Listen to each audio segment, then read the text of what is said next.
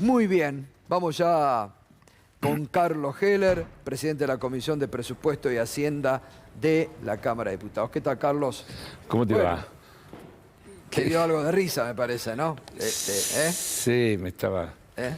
En realidad es para llorar, no para Sí, reírse. pero bueno, hay que ya a esta altura y terminando el año para un poquito de... ¿no?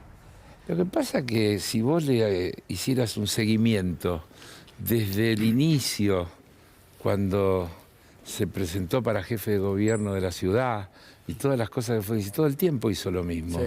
Es decir, cuando uno dice posverdad, yo diría el manual de la posverdad es Mauricio Macri, porque todo lo que ha dicho a lo largo de la historia tiene que ver con eso, con dar vuelta las cosas y plantearlas, qué sé yo, como a él le gustaría que sean, Claro, o como él quiere que crea la gente que es. Ahora, qué bronca que deben tener, porque el fondo no solamente les pega un cachetazo, sino que le dice hicieron todo mal, digo. Claro. Cuando nos propuso enamorarnos del Lagarde, le entregaron la soberanía hasta del Banco Central. Digo, qué bronca que deben tener ahora, ¿no? El informe del fondo yo lo dividiría en dos. En todo lo que tiene que ver con analizar cómo se comportó el gobierno argentino, creo que hace un buen análisis. No tiene el mismo rigor para analizar autocríticamente lo que hizo el fondo, la contraparte. Exacto. ¿No? Ahí hay una cantidad de términos, hay que ver, revisar, evidentemente no fue lo mejor, etcétera, etcétera, que es bastante livianito. Falta autocrítica que serviría, una verdadera autocrítica, para crear un mejor escenario para la negociación. Respecto del gobierno de la Argentina, del gobierno de Macri, es tremendo, nos deja una para defender por parte de ellos. Pero además, un día antes de este informe, Macri dijo que la deuda con el fondo se utilizó para pagar las deudas que tomó Cristina, Sí, y mentira. para atender el déficit fiscal. Dos mentiras. Dos mentiras. Primero, Cristina no tomó deuda, porque lo único que se hizo del 2013 en adelante, porque si no uno pierde las nociones. Claro. Mirá, acá hubo una situación, la Argentina entró en default y el gobierno kirchnerista resolvió el problema, renegoció la deuda, le pagó al Fondo Monetario Internacional, etcétera, etcétera, etcétera. Hubo dos negociaciones, 2005-2010, Claro. con los bonistas, se arregló el 93% de la deuda, quedó un 7% que fueron los buitres. ¿Qué hizo Macri cuando llegó? Dijo, esto lo arreglo en 5 minutos, igual que dice ahora. Y lo arregló en 5 minutos. Sí. Llamó a Griesa y le dijo, ¿cuánto es? ¿Cuánto hay que pagar? Mándeme la factura. Claro. No se olvide de los honorarios, de los abogados, ponga todo. Y si hay algún viático, no lo deje de poner también. Tomó deuda y le pagó a los bonistas. Y ahí empezó ese proceso. Mentira entonces esto de que lo deja en evidencia el comunicado de ayer del fondo, dice, esto se utilizó. Para fugar capital. Para dos cosas, porque hay una terminología. La primera es para pagar deuda. Lo dijo Guzmán anoche también, Gato. 20 y tantos mil millones se usaron para pagarle a los amigos que le dieron salida con la toma de deuda del fondo. Y la otra para financiar fuga. Y ahí se fueron los 45 mil millones de dólares. Y por eso al país no le queda nada más que la deuda. Es decir, la deuda que la vamos a tener que todos afrontar. Nada más que la deuda. La deuda que se compone de los 100 mil millones de deuda privada, siempre hablando de deuda externa, con privados, que ya se renegoció.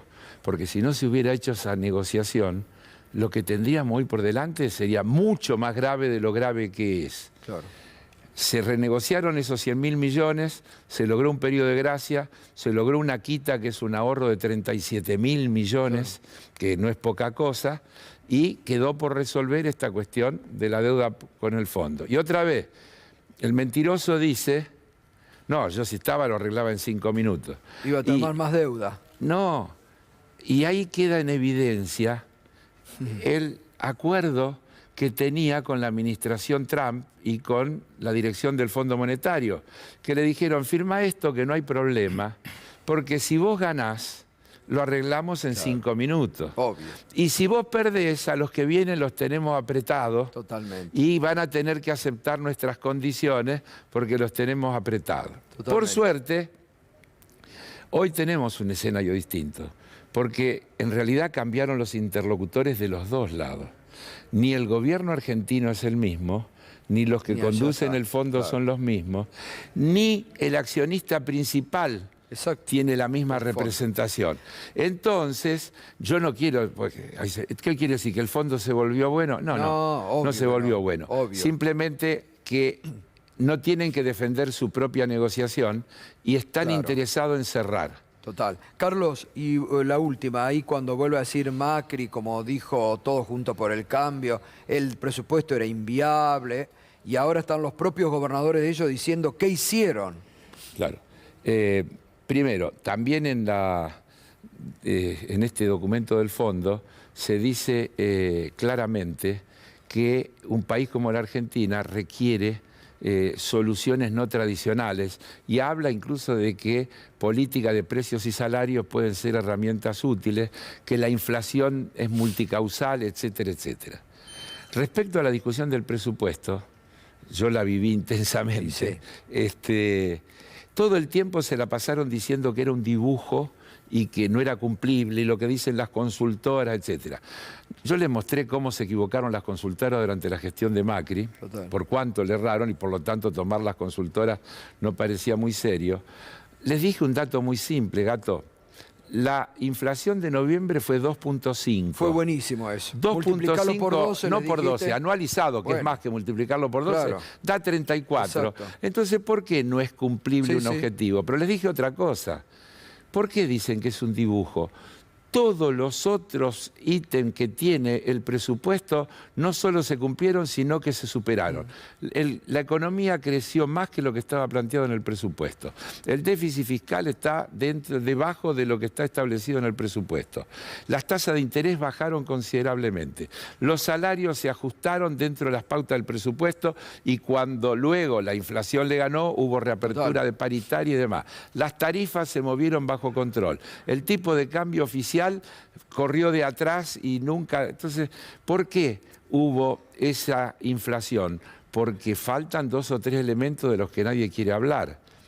Concentración económica y acción monopólica, puja distributiva y precios internacionales y la necesidad de desenganchar. Entonces, no hay ningún dibujo. Y otra cosa, un presupuesto no es un balance, un presupuesto es el delineamiento de las políticas públicas que el gobierno quiere llevar adelante. ¿Qué dice el gobierno? Podemos seguir creciendo, podemos mantener bajo control el tipo de cambio y podemos trabajar en concertación de políticas públicas que tiendan a la disminución de la inflación con ese objetivo del 33%. Perfectamente cumplible, ningún dibujo, un plan.